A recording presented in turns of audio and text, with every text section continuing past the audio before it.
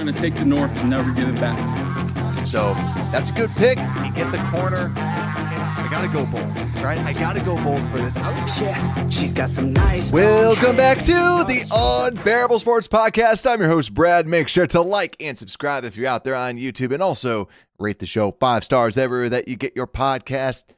And this show is brought to you by our friends at FanDuel, so make sure to download their app and get started today. But Bears fans, how we feeling? It's not a good feeling. I mean, at least those on YouTube get to see my terrible looking mustache at least, but my mustache is not as terrible as the game that we just witnessed. The Bears end up losing 13-16. Not a good game against the Lions, and honestly went the complete opposite way than what I think myself and most Bears fans were expecting, because we thought that the Bears were going to come out and not just like win by a lot or anything like that. A lot of us, like myself, thought that this was going to be an offensive shootout, a lack of defense that's out there. And we didn't see that. We saw a team that looked like they weren't motivated. And it looked like Amon-Ra St. Brown treats this as his Super Bowl and treats this as, I'm going to beat you.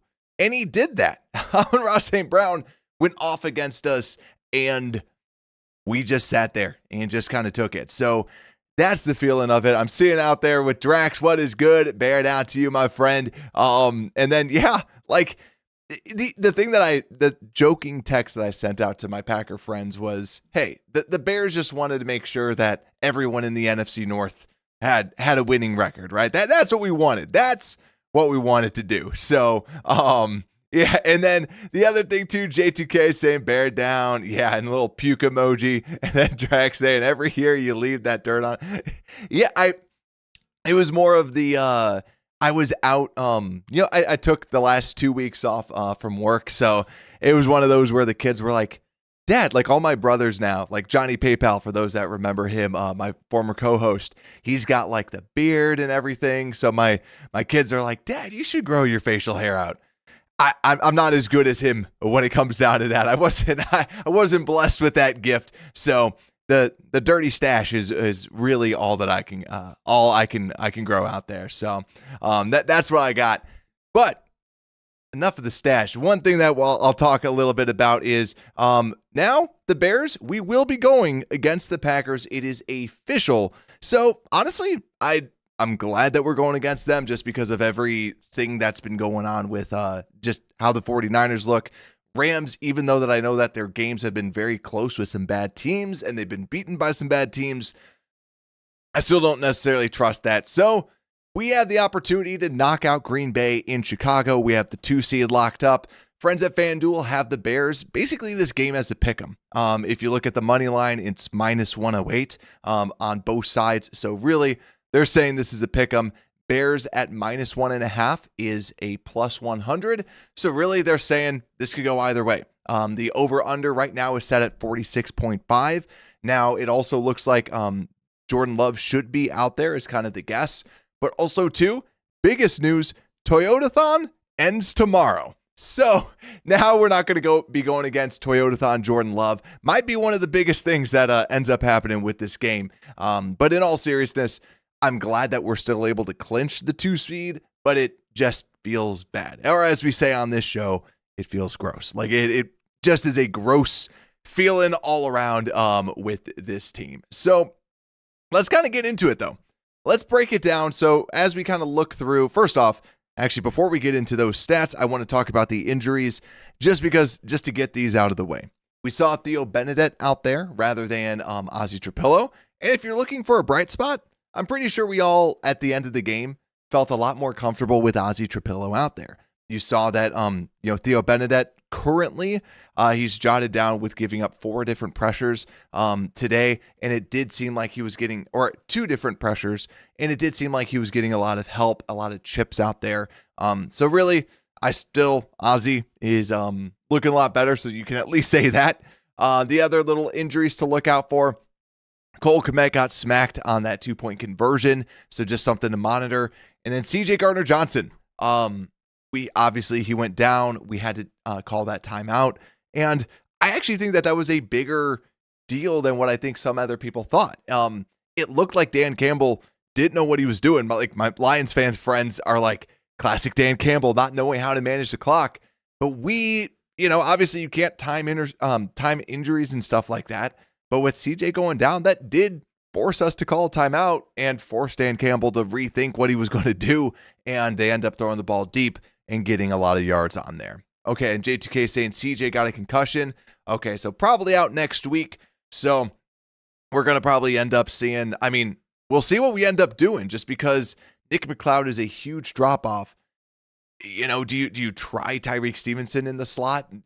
What do you try to do that? Like, Stevenson has really been an outside corner, but Stevenson's better than McCloud. McCloud, we've seen what happens with him in the slot. So that's going to be rough. It looks like he's going to be gone. But also out there in the chat, we got Taco Man, we got Ron, we got Romy. What's good? Bear down to all of you, my friends. But yeah, and also I agree with J2K. Healthy Gordon is what we need right now. I do agree. I think that's the biggest piece is we need Gordon back. Now, the hardest part is, speaking of injuries, I didn't want to talk this much about injuries, but we have to, right? Is it just me? Actually, I know it's not just me. I know that we're all feeling the same way. This defense is like the slowest defense in the NFL. And I know that Jameson Williams is blazing fast, but it feels like all those injuries that we've had just are kind of piling up. Jalen Johnson looks dog slow out there, and that's the big reason why he hasn't been playing as much. This is the first game that he played every single snap, or I think he missed one, but was basically out there for the entire game, which we have not seen him do since coming back from his injury. And we saw him just consistently get burned on these, I'm going to outrun you, and that's exactly what they did. And then I've said this before, Nahshon Wright, because I know that it's not a popular opinion, but I've said this before. I would not re-sign, Nahshon Wright to this big money deal. If you could get him for a cheap deal, yeah, totally.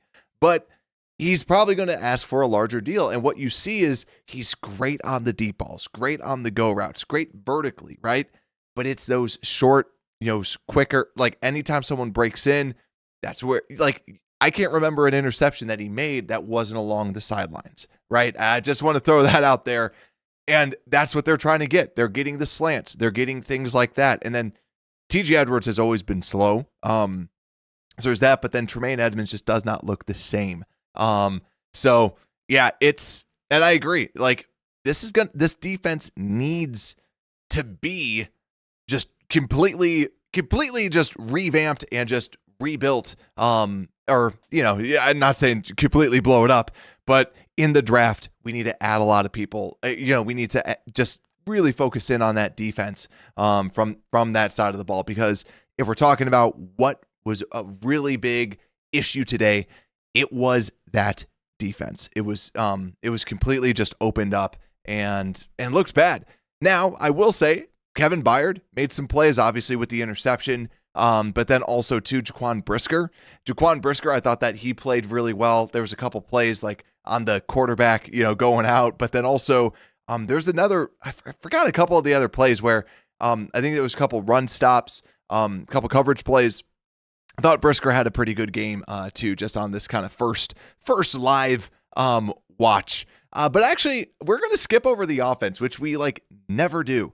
We're just going to continue to go into this defense because I'm not even going to ask y'all how we would grade this defense. I know that we gave up 19 points, and I know that there's probably going to be someone in the comments that call out that, hey, it was 19 points. I give this a terrible grade. I have to give this a D, an F. D if I'm looking good, right? F, right, would be a lot worse than that, but I'd give it a D. I liked that they were able to stop them in the red zone, obviously. But you just look at some of the stats. If we look at the overall stats, we allowed 433 yards. They punted once, and wrong buttons. They punted one time, and with that one punt, let me just pull up the special team stats because I swear twice. Okay, but they punted twice, and it's just one of those where they just had their way. They kept on moving down the field, and there was nothing that we can do. And also too, something that I'm really disappointed about was Montez Sweat. Montez Sweat's going against a backup. And at the end of the day, you didn't see a lot of pressure from him. Now, Jared Goff was releasing the ball very quick.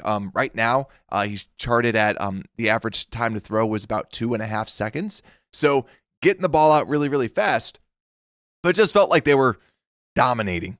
So from a pressure perspective, so they were getting it out quick. 4 pressures charted to Javon so far, 4 for Grady. So they were at least able to do stuff up the middle.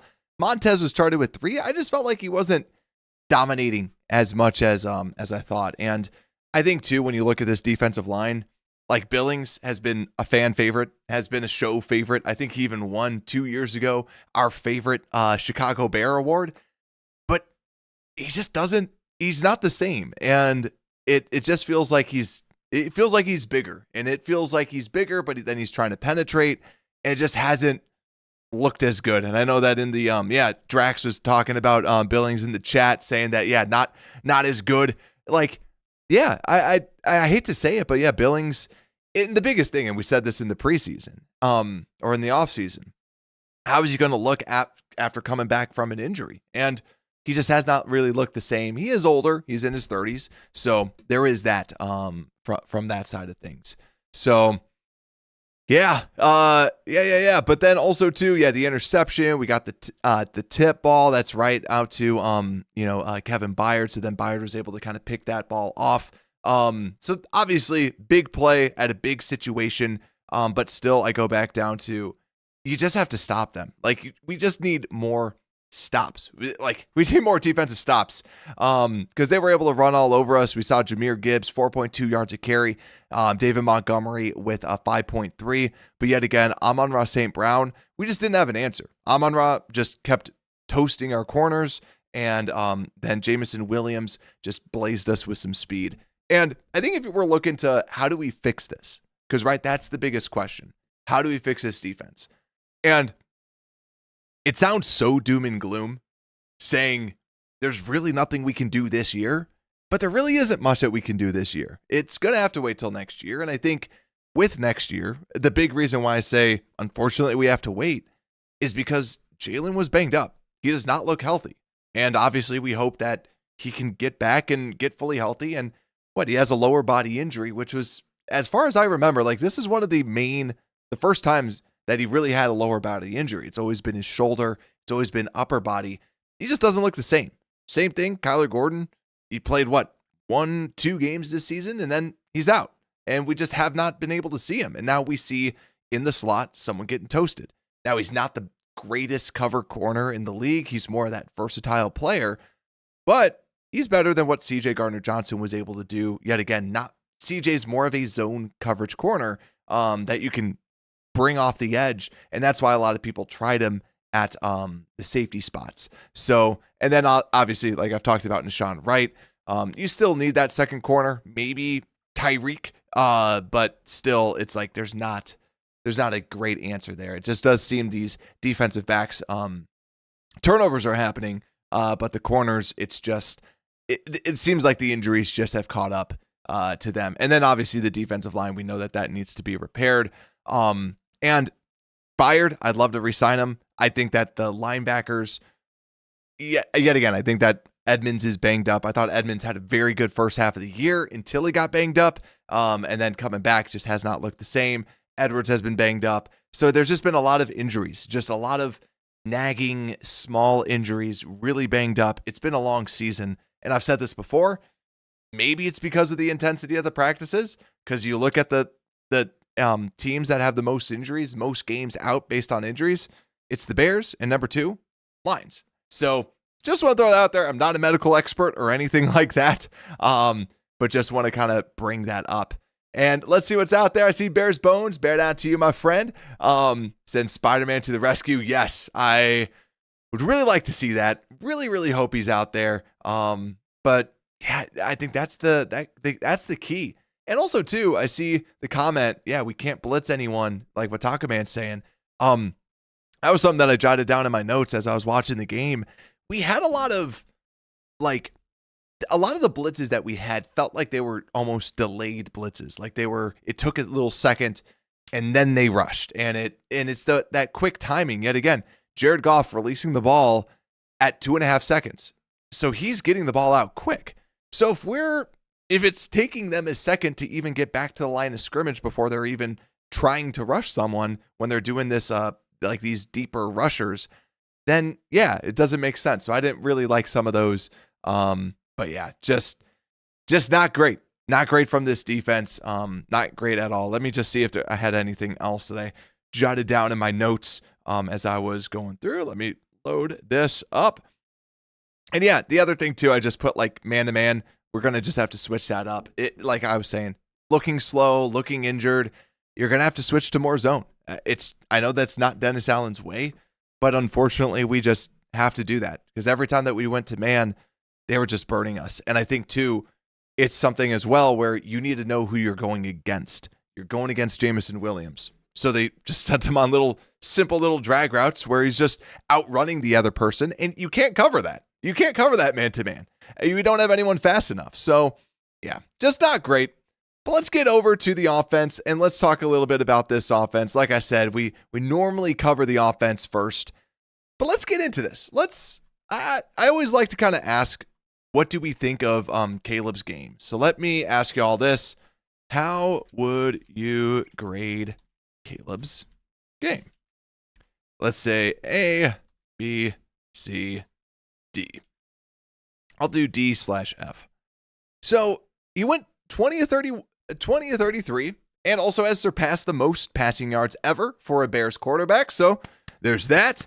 Now we have to live with the thing too of he didn't go past 4,000 yards. It would have been great if he was able to go the length of the field and might have been able to get that, but obviously was not able to do that. So 20 of 33, 212 yards, 2 touchdowns, 1 interception, and a completion percentage over expected at -1.2. And quite frankly, I agree with that completion percentage over expected that I always like looking at, where -1.2, yet again, I thought that he was fairly accurate. Now, I still have to say, I think that he is a little overrated out of the pocket when you're talking about like whenever they say like, oh, when he's rolling right, it's just spot on every time. I still think that there's that accuracy thing where sometimes it goes a little bit too far or different things like that, right? And I'm nitpicking, right, with some of these different things. But I just think that he's like, yet again, he's the quarterback. He's a good quarterback. He's going to be a good quarterback for us. He's played as a good quarterback for us. And he's done well. I thought that this was a solid game, but the biggest thing was he put the ball in harm's way twice. Now, was the interception on DJ? That's a debate for another time.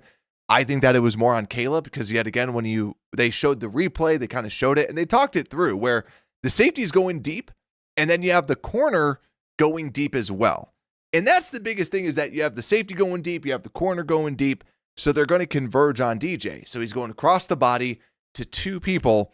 That's where I just thought, dumb decision there. Should have maybe then just gone with Smythe instead, because then you have that other guy down. So should have been able to read that, but he just wanted to try it out. So that was just putting the ball in harm's way a couple times is the biggest negative that I'd say about it. But yeah, I agree with chat, kind of giving it a C to the D/F range type of deal. Yeah, like I don't think that it was his best game. I'd give it a C- or so. I don't think it was bad, but I thought that it was like below average because of the putting it into harm's way from the interception side. So yeah, like J2K said, Smythe was open underneath. And also, Broski, what is good? Bear down to you, my friend, saying 4,000 doesn't mean as much. Yeah, that is a 17-game season. That's very, very valid point, right? Because, yeah, we're talking about an extra 200, 300 yards. That was the other thing, too. I thought about this because I was listening to some other shows as I was, like, doing stuff around the house. And they're talking about this. And I had this moment where I'm thinking about this going, if he gets 4,000 yards, I know what my friends are going to say. I know what my Packer fan friends are going to say, and they're going to say, yeah, he did in the 17th game, and just kind of pull that card. So you know what? If you want to see something like glass half full, one of the good things that was good is, yeah, if he got 4,000 yards, you know that they're always going to say, yeah, because he had the 17th game and other things like that. So, yeah, So let's see what other things too. And yeah, I agree with you, Broski, just with Caleb being inaccurate outside of the pocket. I think that's the biggest thing is we've been doing a lot of rollouts and bootlegs and other things like that. And it just seems like, it's when he's doing that, it's not as accurate as I think a lot of people are kind of hyping it up to be, where when he goes out there, people go like, his escapability is, I think, the thing that's the exciting part. I think that's the biggest piece is the way he's been able to escape. And then, like they said, he's fallen back and just bombs it, right? That's impressive. But it's the accuracy that still needs to get better from this.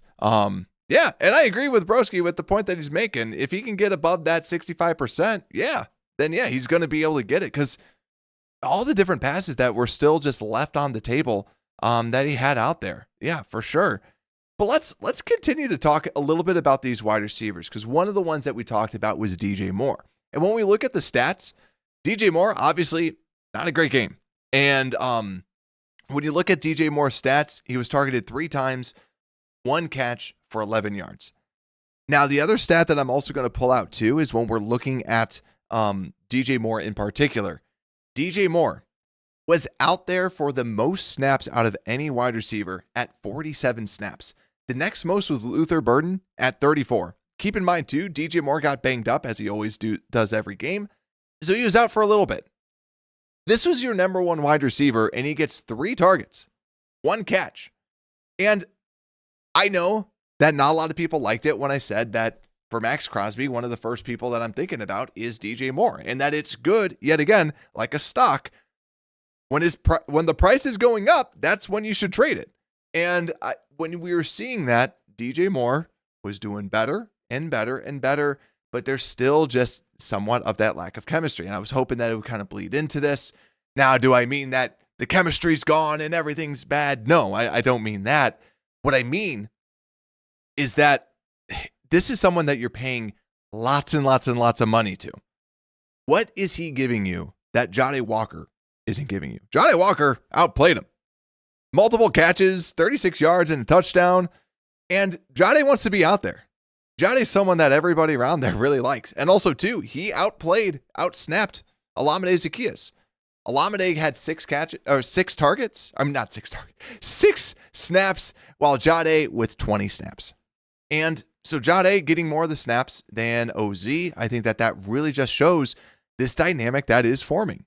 Now, obviously, we should be getting Rome Odunze back next week, but I think what you're seeing is you're seeing the new age of who these wide receivers are. You have Colston, you have Jahdae. Now, is Jahdae going to be your wide receiver 3 next year? He can be. I think that if you go that route, I would draft a wide receiver in the later rounds and then just have a little bit more of that competition there.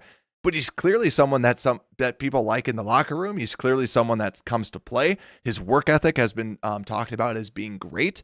And he was also a higher up prospect that we got as a UDFA. Now, I think that the other thing too is you have Cole Kmet, 2 catches on the day, 16 yards. And like we've talked about this before, he is playing the role of the number 2 tight end very well. How much do you pay a number 2 tight end? Because here we have Colston Loveland going off. He's the guy that they're throwing the ball to, and he's making some catches. Yeah, there's a couple little swipes at him. But I think what you're seeing out of Colston is what they were hoping for. This is someone that is great at running routes. Someone that can get open. Someone that is a reliable target. That I remember talking to my friends that are Michigan fans. I was like, so tell me about Colston. And they said, he's the guy that if you don't know what's going to happen, just throw it to him. If you need a first down, just throw it to Colston. Just give it to Colston. And right now, we have that with Colston. We have that with Luther. And Luther, 3 catches, 35 yards, also had a carry for 10 yards. But you just see the potential. You see when the ball's in his hands and he just is able to do whatever. And the thing that gets me even more excited is, as someone who has watched a lot of his tape as a sophomore, junior, and I know people that watch this show, you know what I'm going to say. He's gotten better every single year. And that's the thing that's so exciting about Luther Burden. So just been getting better and better and better every single year. So let's see what y'all are saying out there with this offense. Or last little bit that I want to mention about the offense. DeAndre Swift, 4 yards a carry, 10 carries for 40 yards. Common Guy, 6 carries, 14 yards. And here's the thing. I want to rewatch this running game because it just felt like Guy was just getting a little bit more like, I'm just going to get the yards. I'm just going to plow through. And as a Guy, someone who likes Common Guy, Swift has been outplaying him. And I think the thing that I want to see is, because we did see they were driving, the first drive, then they put Guy in, and then they do 2 carries that didn't go anywhere, and then they try to throw it to him. And it's like, don't do that. Like, Swift was doing great. Just ride the hot hand. I think that's the biggest thing. I know that I liked hey, if someone gets tired, maybe Swift did get tired and he said, take me out. But Swift has been playing very well down this stretch, and ride the hot hand. I think that's what they should really be doing. So, yeah. But let's see what else is out there too. Let's see some of the comments. Yeah, I agree. Taco Man made a really good point. I just kind of scrolled up. Tyreek Stevenson is more of a man-to-man guy. That was his whole thing in college, is he was a man-to-man guy. I don't know why he's not been out there. He does have some good speed. I know that the injuries, that I thought that he had like a hip injury or something like that. But yet again, he's not been like bad. He really hasn't been bad since whenever he's out there. So yeah, that's a really good point. And yeah, J2K saying too, Caleb we're leading the league in drops. Yeah, there is that. And then two, the whole offense, the penalties too. We had 4. I felt like there was a lot. There's just like dumb ones. Now I do know that Billings, I think that the jump off sides was just something that they were going to do strategically to try to get that first down. It felt like it was more when it came down to penalties. It was just bad penalties in bad times. The other thing too, I see Broski saying, yeah, would DJ Moore first round and third round for Crosby get it done? I think that would. When you look at like just typical trades that happened before, I would really like that too. I've said this before, DJ, from what he has told us, like publicly, it doesn't sound like he really takes care of his body. And we're starting to see this. Like every game he's injured, every game he's banged up, he's tweaked. Yet again, I think that because I see people where they're like, just draft a Pro Bowler at first instead. And it's like, yeah, that's the dream.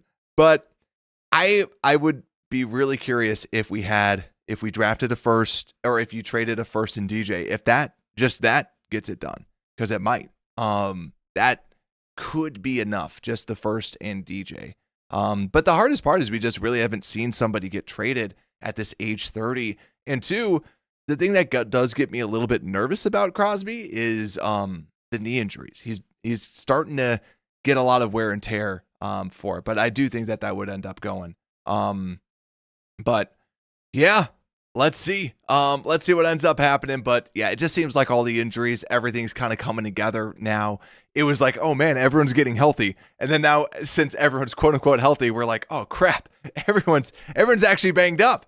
The other thing too is this offensive line actually really disappointed. If we want to talk about something that disappointed, Jonah Jackson cannot play against anybody in the NFC North. I don't know what it is. Jonah Jackson versus NFC North. I should just pull this up. I don't have the stats right now, but it might be something that I talk about later on. When Jonah Jackson's gone against the NFC North, the Vikings, the Lions, the Packers, he has his worst games. According to PFF, stats right after the game, they have him charted for 5 allowed pressures. Now, it felt that way. It felt like there was a lot of pressures coming up the middle, and I couldn't see, was it Dahlman? Was it Jonah? And it seems that way. Whenever, when he was going against Redmond and, with the Vikings, they just kept going right up the middle, kept beating Jonah. And then Jonah goes up against, the Steelers and looks like a freaking god as he's going against them. Something about him going against NFC North, they must just have his number, because they go against him and they just knock him down. They just knock him down and just can kind of have their way when it comes down to Jonah Jackson against the NFC North. So also, I'm going to end the poll. 64% of you giving Caleb a C on that performance. And I agree with that, like I was saying. The other things too about Caleb, 79% adjusted completion percentage, so not bad. Yet again, that's when you remove the throwaways and drops and other things like that. But also another big stat, 74th percentile EPA per carry and 21st percentile per pass today. So running game still technically was from the advanced metrics saying that was good, but then from the passing perspective, not as good as we would like to at this point in the season going against the Lions. So hopefully getting Ozzy Trapillo back should be a little bit better, but yeah, not great. But other things too, let me just kind of look through. It just, and I can't believe I haven't even said this. It's just simply put with this game, you can't win with one quarter of play. You have to start off hot. You have to, like, especially with the scripted plays. This is something that Matt Nagy and Mitch Trubisky were able to master. Like, I'll bring us back to 2018. And 2018, 2019, 2020. We could only score on the first drive out of the game and the first drive out of the half. After that, it was just like, we're not going to score. Why can't we do that? And it was something that happened last year. And, well, the rumor was that we didn't actually script anything. But that happened last year. That happened this year. We need to do something about this. It's just not like we need to make sure that we have something scripted and something that looks good. It has not worked right out the gate. And also, Big T, what's good? Saying, put the two backup linebackers back out there. Yeah, like for real. Like, it's crazy to say, but like they wanted to be out there. And what you're seeing is like DeMarco Jackson. DeMarco Jackson has been playing with fire. And like there was a snap that I saw that I was like, who's that guy just running 48, just flying across, trying to make a tackle? And you're just seeing him just want it more. And we said this when like Tremaine was going to come back. That to me, it was like, well, how healthy is Tremaine? Because DeMarco's playing great. And when someone's playing great, it's like, well, why not? Just keep him out there. And I do think that you, with Tremaine, with, the different salaries that you do have, and also with this being a new defense, and they really didn't do anything to this defense this offseason besides just overpay for a couple people. Besides that, like this has been relatively the same exact unit that we had out there before. So Dennis Allen likes his linebackers. I think that's going to be a question on, does he want Tremaine this year as well? Because there is some cap relief if they decided to move on, whether it be a trade. I don't love the idea of a cut just because it's like he's a good enough player that you should be able to get a draft pick for. So yeah, that's my feeling. And then Drax saying, end of the year, what coaches would you keep? I think you keep all of them. Hightower, actually, that's a perfect segue. We'll get into the special teams review.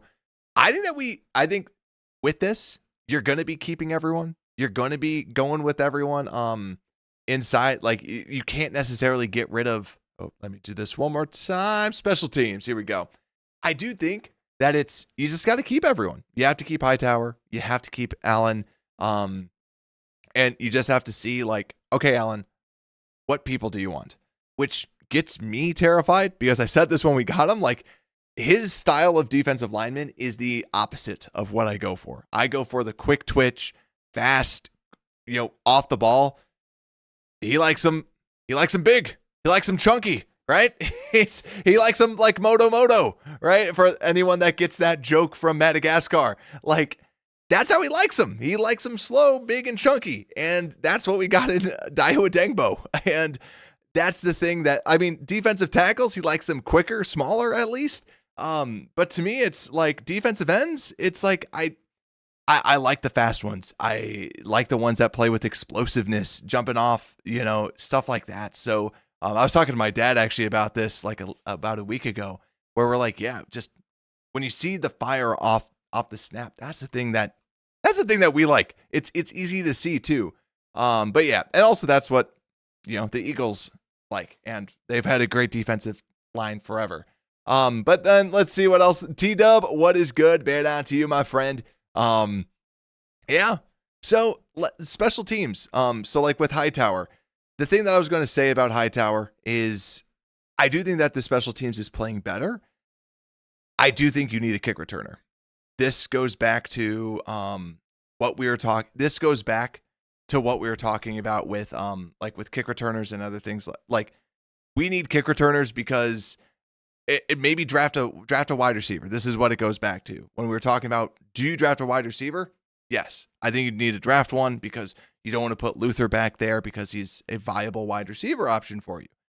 You need someone, and whether you draft it, I want two people back there that can return.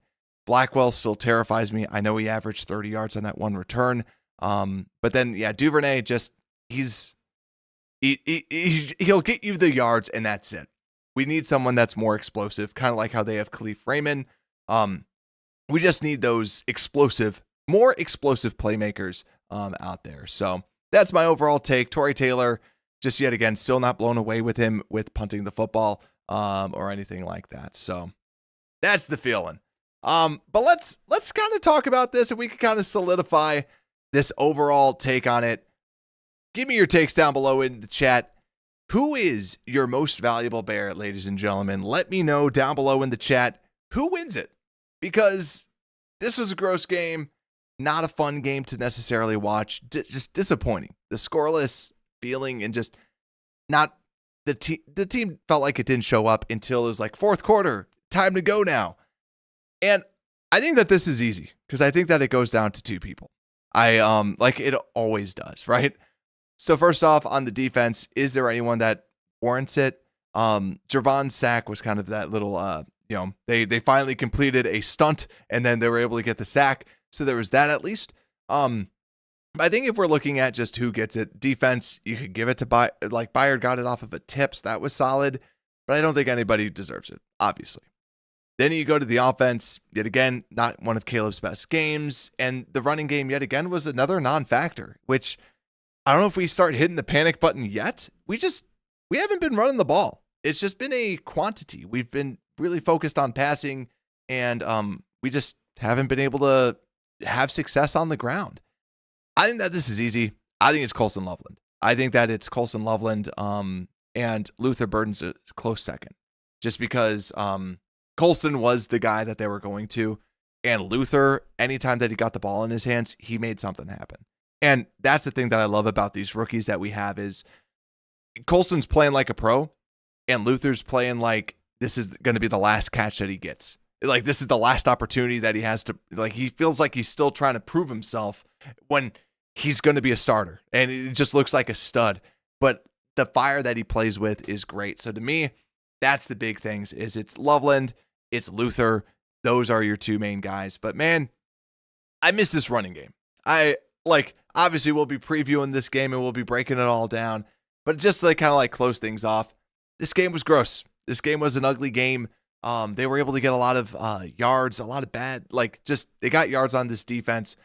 Hopefully this is treated as a wake-up call. We weren't able to run the ball. We did not run the ball a lot, and we haven't ran the ball in the past handful of games. The passing game, Caleb put the ball in harm's way a couple times, and DJ looked like he was dogging it out there again. Hopefully, the Bears use this as a rallying cry and can take down the Packers. That's going to be the biggest thing. But if you're out there on YouTube, make sure to hit that like button. Also, hit that subscribe button. We will be live on Wednesday afternoon at 7:30. So, with that, I'll see you all then. In Unbearable Sports Podcast, we are out.